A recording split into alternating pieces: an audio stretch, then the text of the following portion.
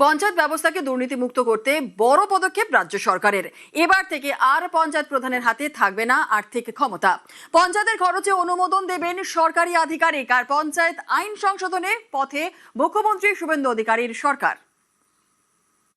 Job কার্ডে টাকা পেয়েছেন? না, দেয় না আমাদের নেতারা খেয়ে নিয়েছে। জব কার্ড আমি পাইনি, 5 বছর 6 বছর তারপরে জব কার্ডটা দিয়েছে, টাকা কোনোদিন পাইনি। না, আমরা টাকা পাইনি। আমাদের 18,000-এর মধ্যে 4,000 টাকা দিয়েছে, বাদ বাকি টাকা বাকি আছে। পঞ্চায়েতে গেছি, ব্যাংকে গেছি, টাকা ঢুকলেই দিব তাই বলে দেয়নি। মহাত্মা গান্ধী বলেছিলেন, প্রকৃত ভারত গ্রামে থাকে। গ্রামের অর্থনীতিকে সচল রাখতেই শুরু হয়েছিল পঞ্চায়েতি রাজ। ত্রিস্তরীয় পঞ্চায়েত ব্যবস্থা। তৃণমূল জামানায় এই পঞ্চায়েতের কাজে পাহাড় প্রমাণ দুর্নীতির অভিযোগ উঠেছে। 100 দিনের কাজ থেকে উন্নয়নের টেন্ডার, রাস্তার পিচ, সবকিছুতেই দুর্নীতির অভিযোগ। পালাবদলের বাংলায় পঞ্চায়েতকে দুর্নীতিমুক্ত করতে এবার নয়া পদক্ষেপ মুখ্যমন্ত্রী শুভেন্দু অধিকারী সরকারের।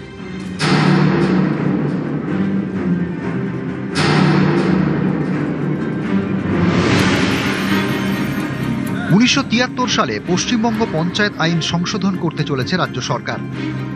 গ্রাম পঞ্চায়েত প্রধানদের হাত থেকে আর্থিক ক্ষমতা তুলে নিতে চাইছে রাজ্য।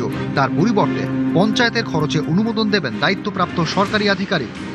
প্রতিটি পঞ্চায়েতে একজন করে এক্সিকিউটিভ অ্যাসিস্ট্যান্ট থাকেন। সংশোধনী পাশ হলে তার হাতেই যাবে পঞ্চায়েতের আর্থিক ক্ষমতা। তৃণমূল জামানায় পঞ্চায়েতে বেলাগাম দুর্নীতির অভিযোগ উঠেছে। গ্রামবাসীদের ক্ষোভের মুখে পড়তে হয়েছে একের পর এক নেতাকে। অনেকে বলেন, গ্রামের এই ক্ষোভই আছড়ে পড়েছে ইভিএমে। গ্রাম বাংলায় ভরাডুবি হয়েছে তৃণমূলের। অর্থ নিয়ে অনর্থ। পঞ্চায়েতে এবার এই অর্থ আর রাজনীতিকদের হাতে রাখতে চায় না সরকার।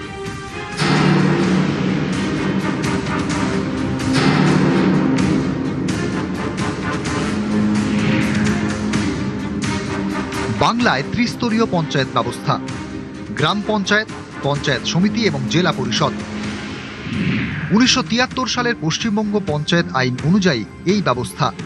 এতদিন পঞ্চায়েত সমিতি এবং জেলা পরিষদের আর্থিক ক্ষমতা সরকারি আধিকারিকদের হাতে থাকলেও গ্রাম পঞ্চায়েতে এই ক্ষমতা ছিল পঞ্চায়েত প্রধানের হাতে।